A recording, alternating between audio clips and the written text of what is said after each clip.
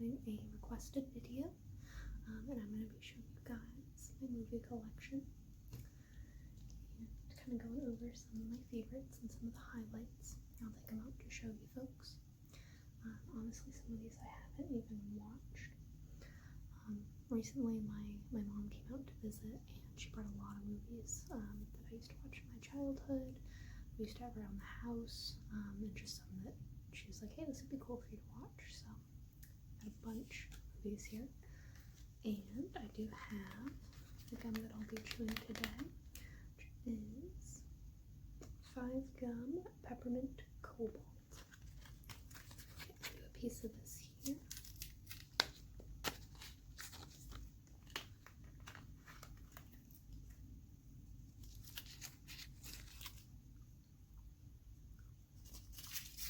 So,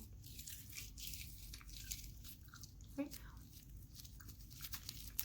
we are kind of sitting right on the floor because I have these shelves organized. The movies kind of just take up the bottom 2 shelves. As I get more movies, I'll probably move them up to the top shelf and move the Power Rangers to a different shelf, but for now, just kind of looks wise, this is how it balances out. As you can see, we already have some DVDs on the bottom that are laying flat because I just didn't have the space to stand up. But starting from here,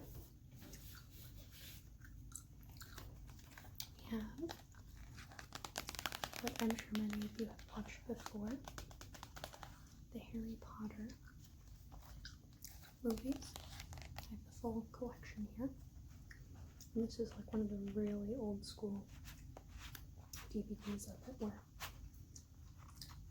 it's like the 20 DVD collection. It comes with one side case here.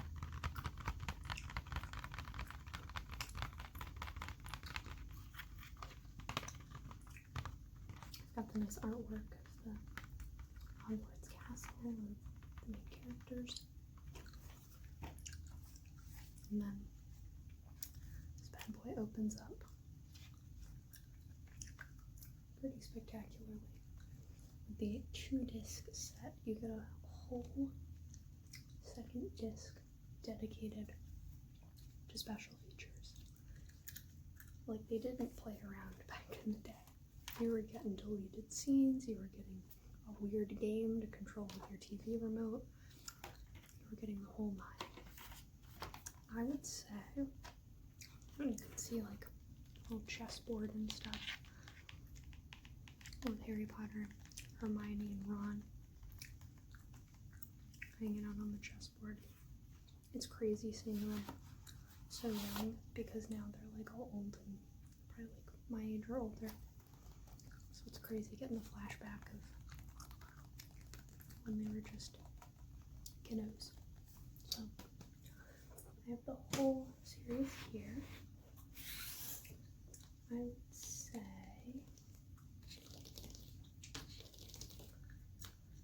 don't know if the first and second are my favorite. I really liked, in terms of like the books and everything, Prisoner of Azkaban. Big favorite of mine. I liked the movie because they'd grown up a little bit. My favorite character when I was younger in Harry Potter was Sirius Black, so he got to be featured in this. Gary Oldman played him. We got Buckbeak, and it was just a bunch of cool stuff. That was when you really kind of got more into the backstory and the lore and stuff beyond, like, this happened at the castle. We've got to save the day. This also happened at the castle. One thing that I do like about the first 2 is I think they really capture just that warm magic of walking around the school and you're going shopping and you're doing all this stuff, getting the school supplies. Like, I love that kind of stuff in the books, especially when they go in depth about, like, we've got to get our books and we've got to get our potion making ingredients, and oh my goodness, let's look at the shop with the brooms and stuff. Like, and then the trips to Hogsmeade. Like, only thing I didn't love about this movie onward is things got dark. And like, I understand in the last movies it had to get dark. But even like the cinematography, it feels like they put like a filter on it that just made it darker. And I was like, oh, okay. Kind of missed the golden glow of the first couple movies.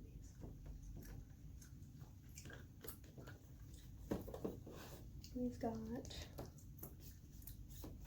up is the Lord of the Rings movies. It's been a hot minute since I've watched these because it's really like, you gotta be in the mood to invest the time required to watch through the Lord of the Rings movies. But I've seen them a couple times. Me and my mom used to like pick a day, like maybe a weekend day or a Friday or something when I was younger, and we would just binge them all. We'd be like, okay, we're putting aside like 6 to 8 hours and we're just gonna watch Lord of the Rings movies and just be a part of the epic. So good memories there. Right now I just don't have the time to do that. I wish I did. I think if I ended up being one of the folks that had to stay home from their job, or like had to stay home during, if I wasn't like, if I either could have worked from home or had gotten laid off or something like that, I probably would have done like a marathon like this or Harry Potter or something, just to take advantage of like a nice long day. Maybe on a holiday I'll do that, because there is something fun about that, just taking a day to like just live in a movie or in a series of movies. I also have, following that, The Hobbit series of movies. I really liked these when they came to theaters. This I would probably watch again before I would watch the Lord of the Rings original trilogy, just because I've seen these so many times, and this I've only watched I think each movie once. Also, I really love the Hobbit book. Like, that was one that I had to get into when I was a little bit older. I ended up reading it for like a school summer kind of project where you had to write like a book report on some books you've read over the summer. And I picked The Hobbit as one of my books to read, and they really capture how it would feel to be on that journey with them. Just the description, I feel like I'm sitting there camping out next to them and I'm fighting with them, and it's just a lot of fun. Like, there's a warmth to the books and a coziness and a safety in the books. Or at least that's what I kind of found in The Hobbit.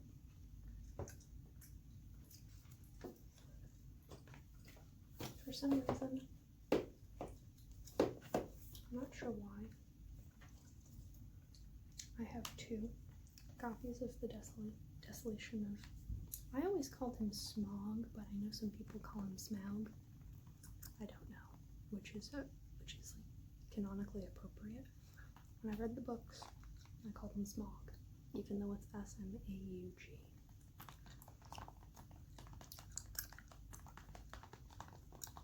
But 2 copies of this, and I think it's a 3-parter, but I don't think I have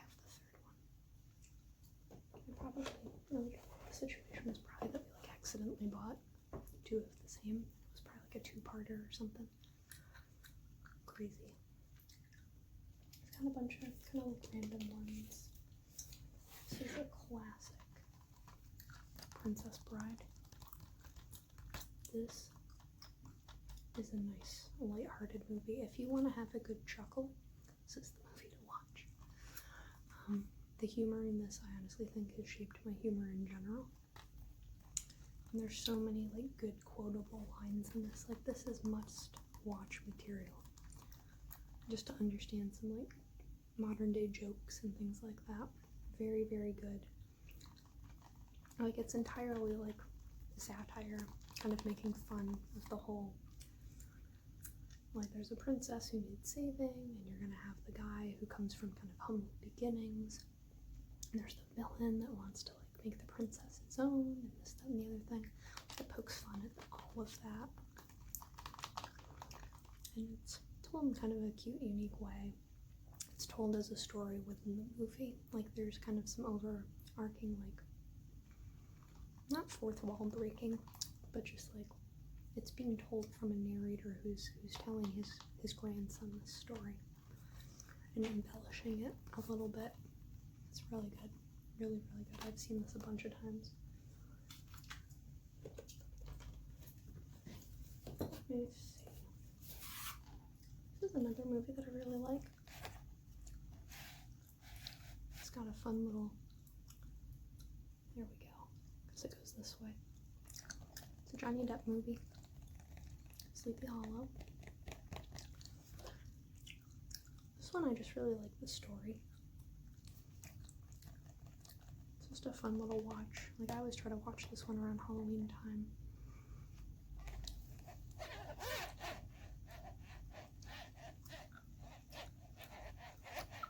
I think there's some good humor in it.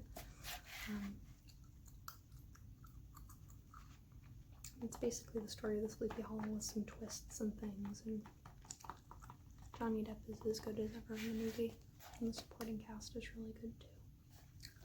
So it's like a lightly romantic kind of horror movie. It's not too crazy scary, but it's a good watch. Let me see what else here. Some Stephen King movies.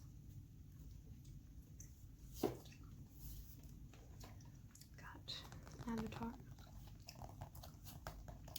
I don't think I've actually watched this on the DVD version. Okay, I just got this for the collection.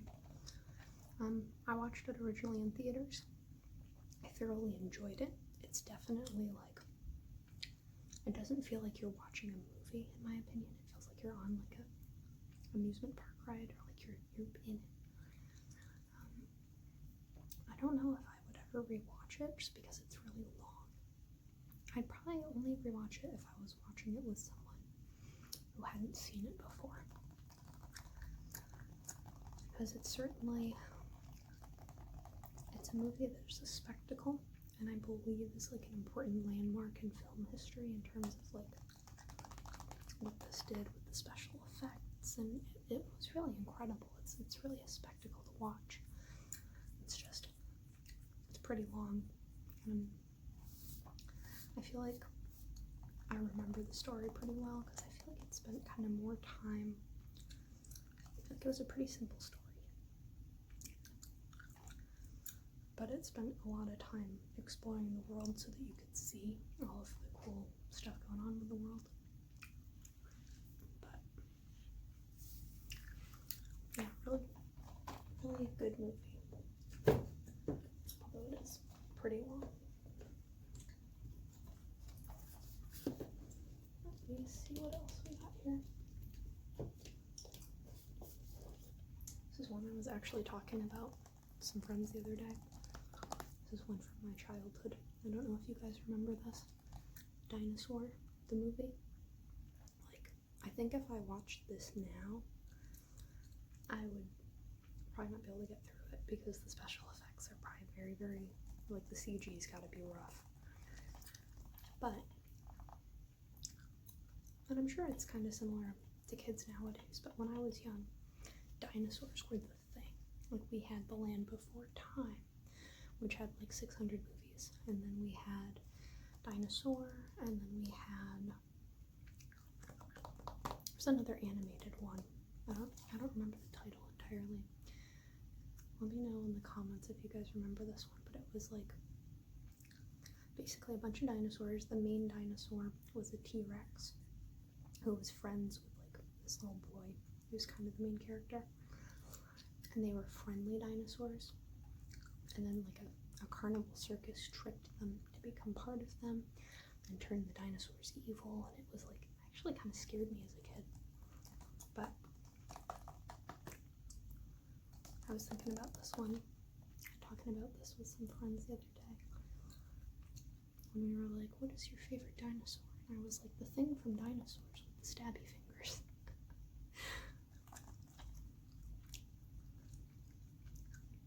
When I was a kid, I was obsessed.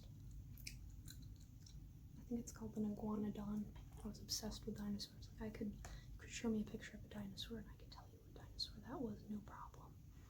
My bedroom was dinosaurs. My bedroom curtains were dinosaurs. My bedroom bedspread was dinosaurs. Like, my mom had to sew so many dinosaur-themed things. I think I was a dinosaur for Halloween. It was serious. So.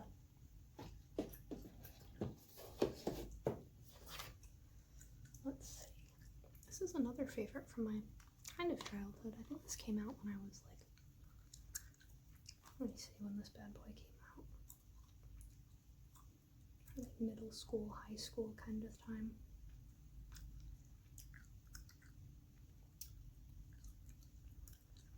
I can't find it in the fine print, but for some reason I just really, really love this movie. Alice in Wonderland by Tim Burton, featuring Johnny Depp as the Mad Hatter. And it also has one of my favorite, Mia Wasikowska. It's one of my favorite actresses. She's been in so much stuff that I really like. She's been in this, she was in Crimson Peak. She was in, I think, Jane Eyre, one of the more recent versions.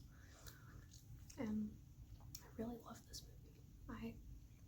For some reason, they, in my opinion, they kind of set up a romance between the Mad Hatter and her. That didn't pay off at all in the second movie. They threw it out the window, which I was a little sad about, but it was just a really cool movie and a cool dynamic. I really loved Johnny Depp's Mad Hatter. He was just really kind of like all over the place, but also a complete sweetheart. And it's just a fun movie to watch. I've like this. Had you asked me what my favorite movie was in high school, it would be this.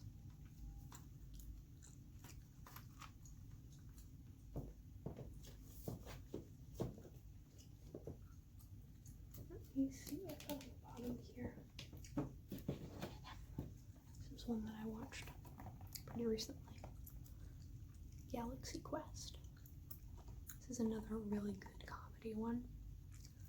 And this has Alan Rickman in it, as well as Tim Allen and Sigourney Weaver. Like, it's honestly an all-star cast in this movie. It's so funny. There's so many good lines to get out of this too. Like, I love the Alan Rickman character. He's like, by Graptha's hammer, because it's basically a parody of like Star Trek and all that. And it really is like a self-aware kind of thing where these folks are all actors and they've been acting in a movie that's very similar to like Star Trek. And the series happened, like, we see them and they're probably about 10 years out from the series. Like, the series is over, they're all kind of older now, and they're still, you know, they're still touring, they're making appearances at conventions and Comic-Cons, and they've got a really big fan base that supports them. But they're kind of starting to reach, they're getting towards the end of the career, where only like the die-hard fans still remember them and still like really appreciate them.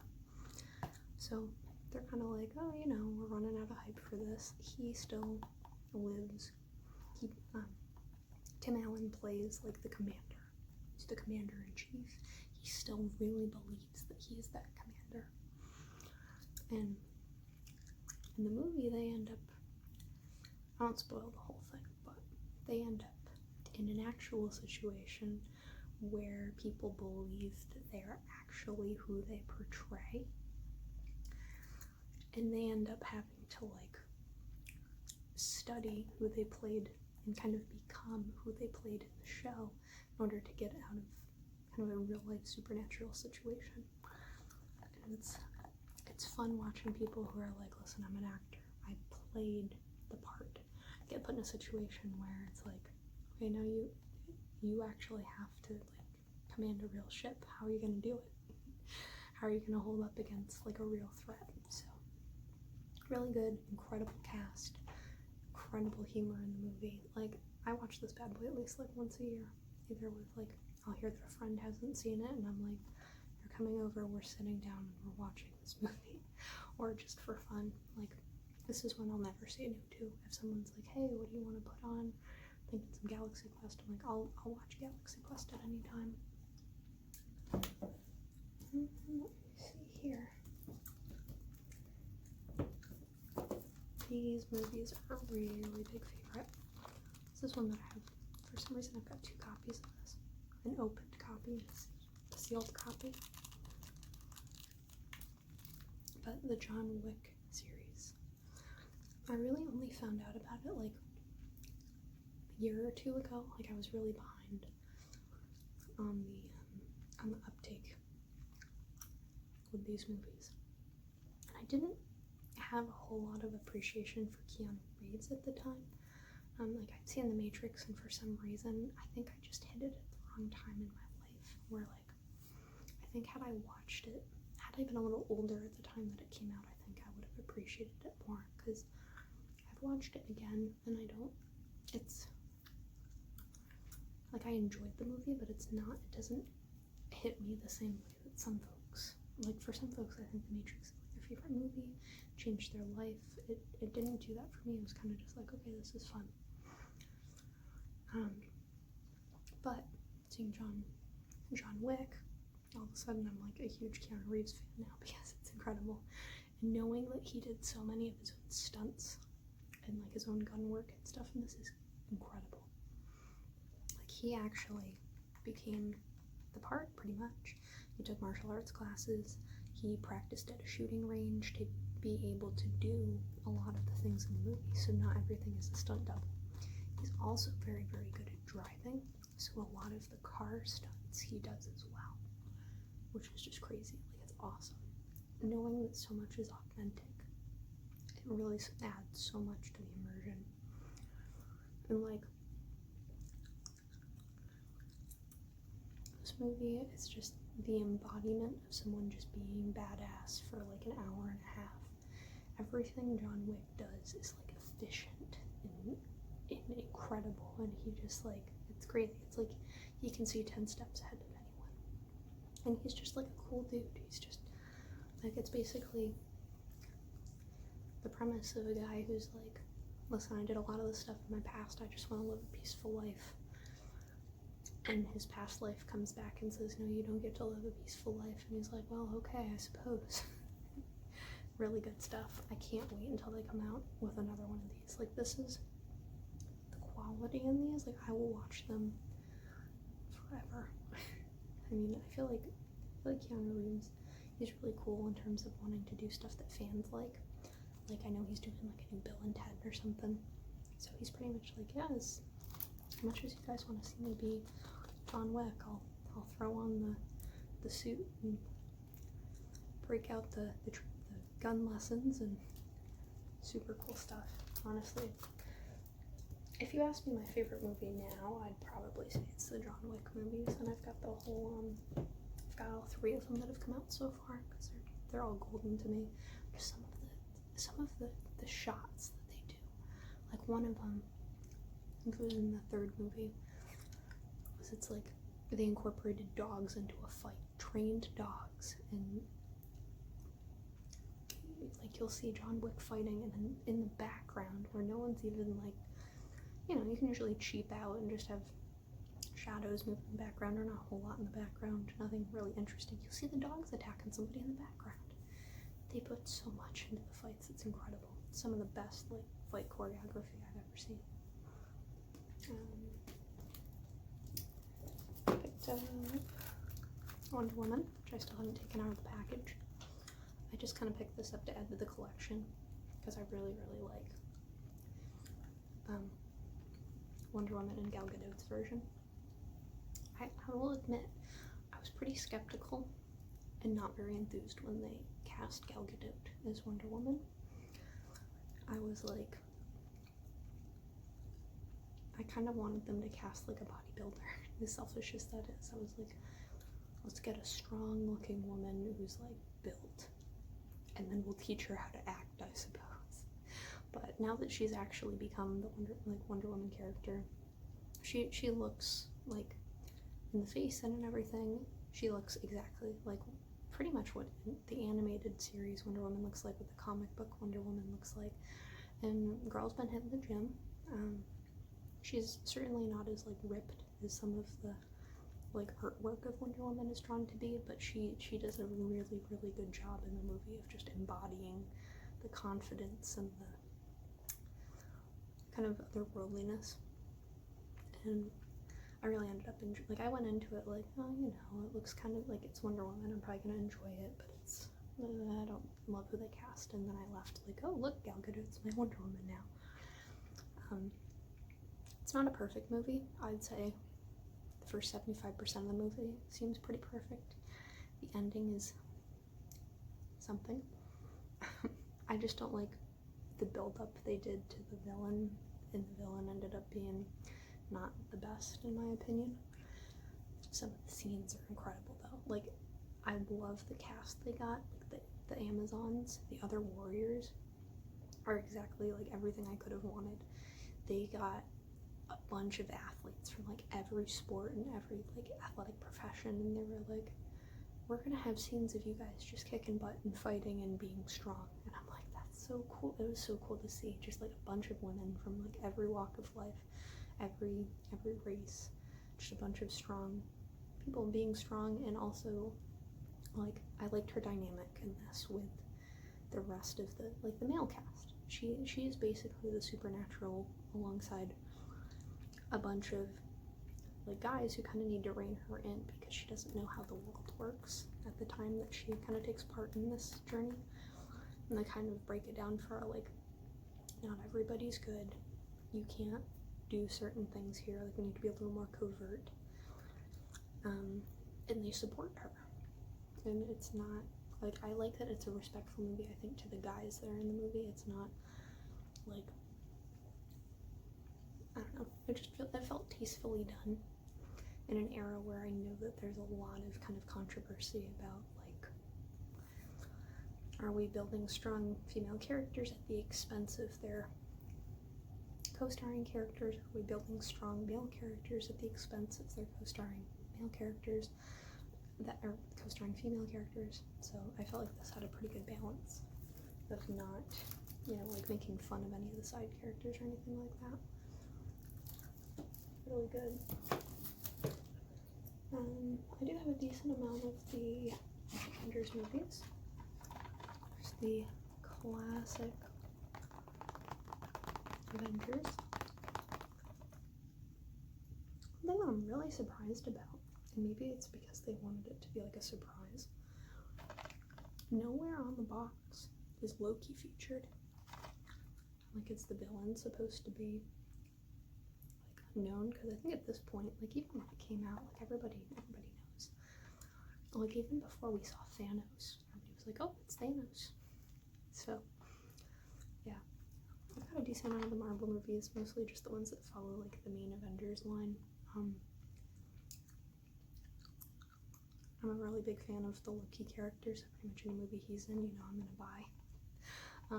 But really classically good movie. This is another one I could honestly watch at any time. If someone was like, hey, you want to go watch Avengers again? I'd be like, yeah, throw it in.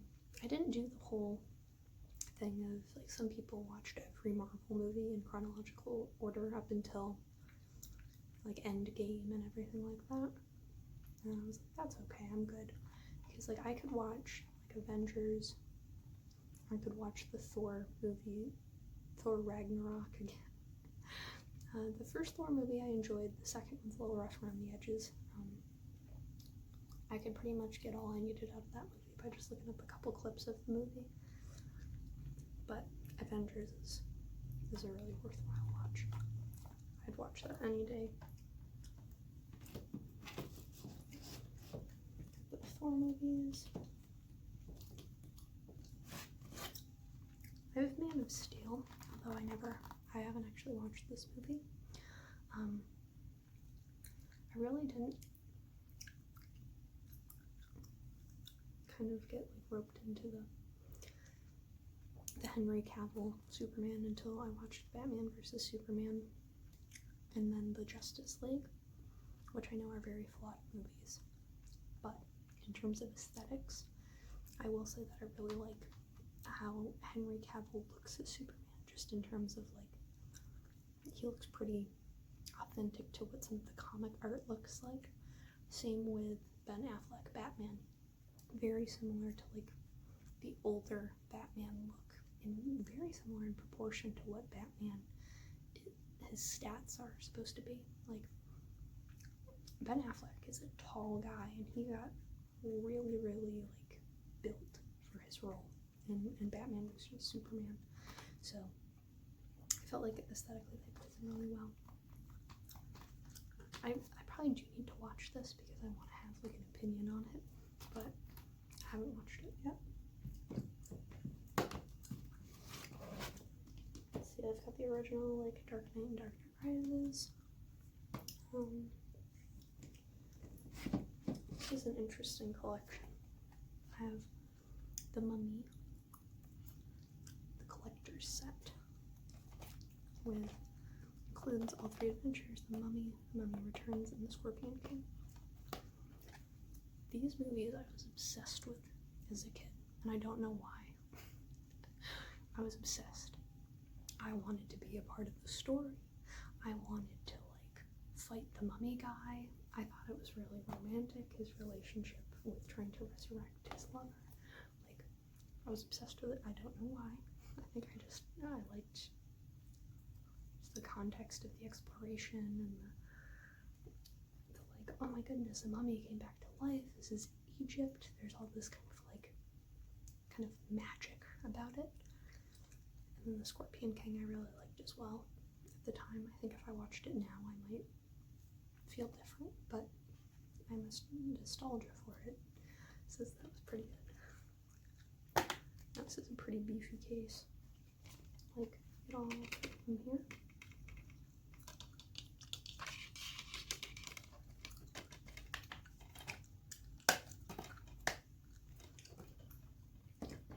I haven't watched the new Mummy.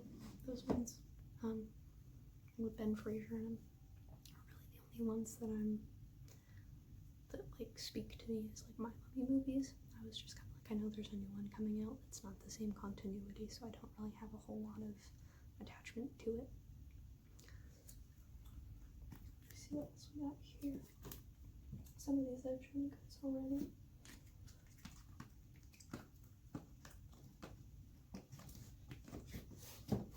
This is another good collection. The Karate Kid collection. I ended up going back and watching these, although I haven't watched the next Karate Kid in a little bit.